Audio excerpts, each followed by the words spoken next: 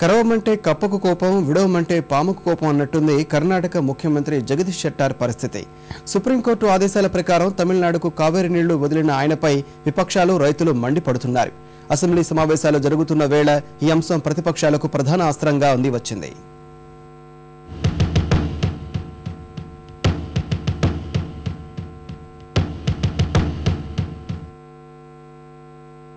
Assembly సమావేశాల వేళ కావేరీ వివాదం కర్ణాటక ముఖ్యమంత్రి జగదీష్ షెట్టార్ ను ఉక్కిరిబిక్కిరి చేస్తోంది.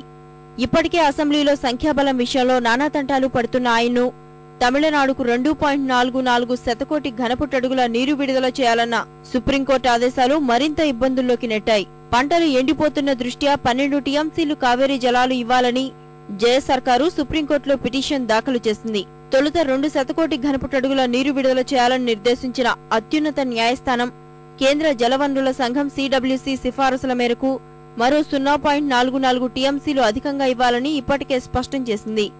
దీంతో నీటి విడుదల మినహా కర్ణాటకకు మరో గత్యంతరం లేకపోయింది. రైతులు, రాజకీయ పక్షాల నుంచి ఆందోళన వ్యక్తమవుతుందని తెలిసినా సుప్రీంకోర్టు ఆదేశాల ప్రకారమే నీరు విడుదల చేశామని సమర్థించుకుంటోంది. ముఖ్యమంత్రి జగదీష్ షెట్టార్ ను మరింత ఇరుకున పెట్టేందుకు కర్ణాటక జనతా పార్టీ అధ్యక్షుడు యడ్యూరప్పకు కావేరీ నీటి విడుదల అంశం అందివచ్చిన అస్త్రమైంది.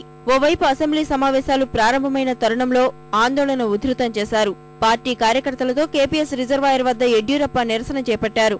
రిజర్వాయర్ 3 కిలోమీటర్ల పరిధిలో నిషేధాజ్ఞలు విధించిన పోలీసులు యడ్యూరప్పను అరెస్టు చేశారు. బెంగళూరులో ఆందోళన చేపట్టిన వందలాది మంది కర్ణాటక రక్షక వేదిక కార్యకర్తలను పోలీసులు అదుపులోకి తీసుకున్నారు. తమిళనాడు ప్రభుత్వానికి కర్ణాటక ప్రభుత్వం ఏజెంట్లా వ్యవహరిస్తోందని యడ్యూరప్ప మండిపడ్డారు. ಸುಪ್ರೀಂಕೋರ್ಟ್ ಹೇಳಿದ ಮೇಲೂ ಸಹ ಸುಪ್ರೀಂಕೋರ್ಟ್ ಏನಾದ್ರೂ 2.44 ಟಿಎಂಸಿ ನೀರು ಬಿಡಬೇಕು ಅಂತ ಹೇಳಿದ್ರೆ ಒಪ್ಕೊಂತ ಇದೆ.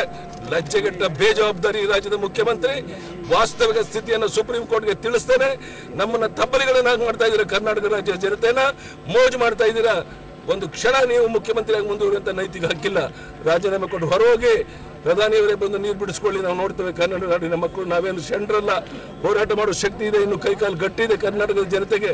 కావేరీ జలాల విడుదల అంశంపై కర్ణాటక జనతా పార్టీతో పాటు విపక్షాలన్నీ ఆందోళనను మరింత ఉధృతం చేసేందుకు నిర్ణయించాయి.